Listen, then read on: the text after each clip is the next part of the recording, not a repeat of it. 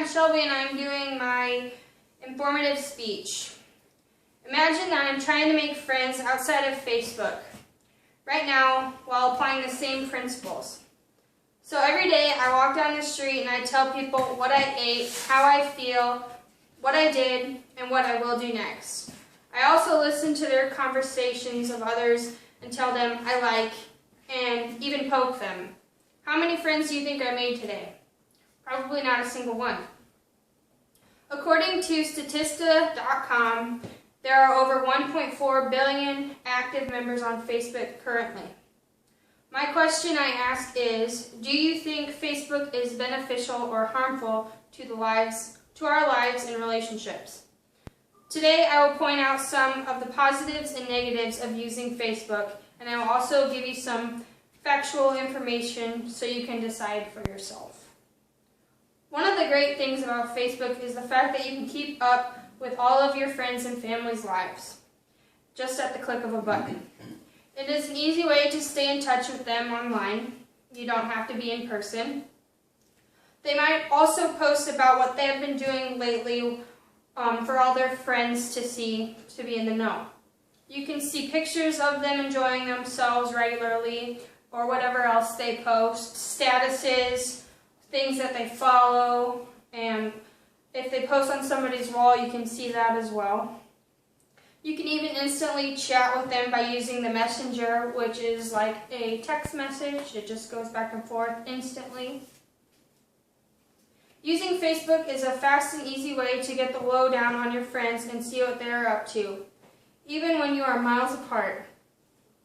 You don't have to be together. Although keeping in touch with your Facebook friends seems great, using Facebook to try and stay friends with them isn't a safe bet. The negative effects of using Facebook is a list that I could go on and keep you here for a couple hours, maybe even days. Luckily, I'm not going to do that, so here are a few. Most people nowadays lack the ability to socialize outside of the online world. Quite a few people lack the confidence to make small talk with a stranger just because they don't have their phone or computer to hide behind.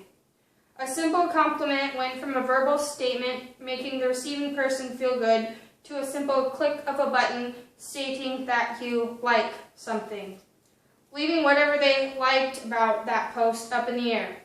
What are you liking anyway? Nobody knows.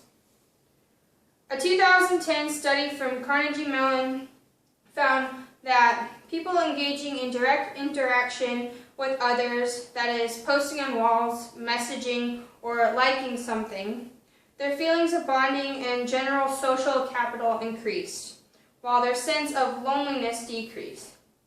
But when participants simply consumed a lot of content passively, Facebook had the opposite effect, lowering their feelings of connection and increasing their sense of loneliness. It seems like anymore, people would rather stay glued to social media rather than going out and experiencing life in real time. Why go out and experience it when they can just scroll through Facebook and see what happened without making any actual effort? That's not a question I can answer. Now that you know some positives and negatives of using Facebook, I will give you some statistics that will hopefully help you decide for yourself whether it is harmful or beneficial. They say that using Facebook too much is actually bad for your mental health. Using Facebook too much can lead us to comparing our lives to the seemingly awesome lives that others share with us. Whether everything is as picture perfect as it seems, no one actually knows unless you are close friends with that person in person.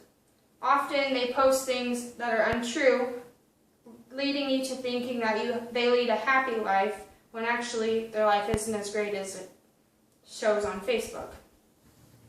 Although it is your life and you can post whatever it is you feel to some degree, you also might stumble upon people who you would rather not have as a friend on Facebook because you actually don't get along in real life.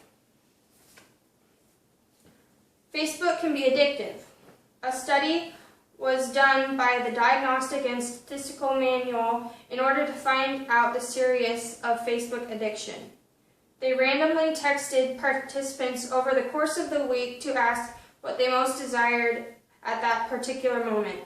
They found that among the participants, social media use was craved even more than tobacco and alcohol. Now that we know the positives and negatives, as well as some of the cold hard facts, we can now make our decision.